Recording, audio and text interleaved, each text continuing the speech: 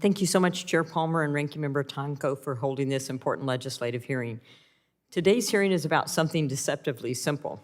We have the material, we have the technology, we have the need, and yet we are still shipping critical minerals overseas to be processed and sold back to us. The United States built a recycling system around one question: how do we safely dispose of this? That was the right question for its time. It's the wrong question for this moment. The materials flowing through our waste streams today are the same materials our defense sector, our grid, and our manufacturing base depend on. This is a question of energy security and industrial competitiveness. The market is already trying to solve this problem. Commercial actors are structuring contracts to recover and reuse these materials domestically. I passed a bill that allows the Ames Lab to be able to do that with hard drives from the DoD. Companies are investing in new technologies to unlock value from existing waste streams and building the processing facilities we need to keep that value here at home. But our permitting system was designed for a different era, one where speed and efficiency were not strategic imperatives. Every month of delay is a month China is pulling further ahead. Mr. Goldberg, we currently have a regulatory system designed, as I said, around the system of how do we safely dispose of this. The market is increasingly asking, how do we recover value from this? As an expert on RCRA, how much of what we're struggling with today is simply that we've never updated the underlying assumption? Thank you for your question. I think that a large part of the problem here is that the rules were developed back in the 1980s and 1990s before lithium-ion batteries really existed. And as a result of that, the existing regulations, and mind you, for other types of batteries, there are many different provisions that are specific to other kinds of batteries, so it's to facilitate processing of those. But lithium-ion batteries didn't exist back when the rules were written, and they definitely need updating. Thank you. Mr. Buckingham, the United States has some of the most advanced materials processing research in the world.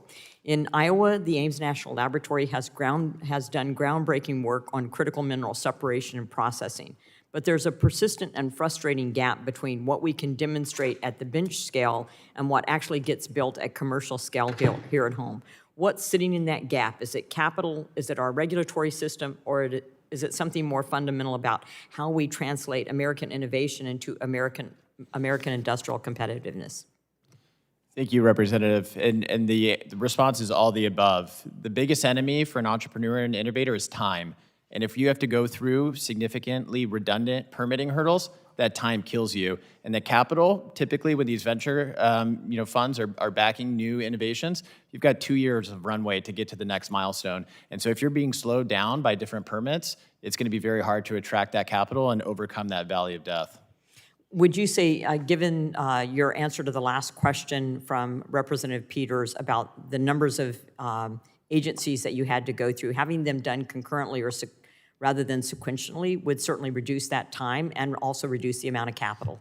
Streamlining would be huge. When we go clean up a site, we're dealing with at least 3 different agencies, and it's pretty much the same information for each one. Thank you. Mr. Goldberg, aluminum is one of the only materials designated as a critical across every federal agency, and recycled aluminum already makes up roughly 85% of U.S. production. But recovery rates for aluminum packaging remain well below their potential, representing an estimated $1 to $2 billion annual loss to the economy. Part of that is collection, which my Recycling Infrastructure and Accessibility Act aims to address, but part of it is that our material sorting technology has fallen far behind China and Europe.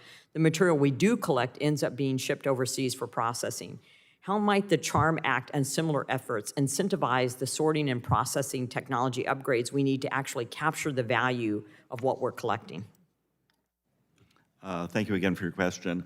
I personally don't work a lot on aluminum issues, but at the same time, I think that the CHARM Act in general provides a great framework for coordination of agencies to address the recovery of all types of critical minerals from materials that are currently viewed as waste. Thank you very much. I have 2 questions I'll submit for the record, and with that, I yield back.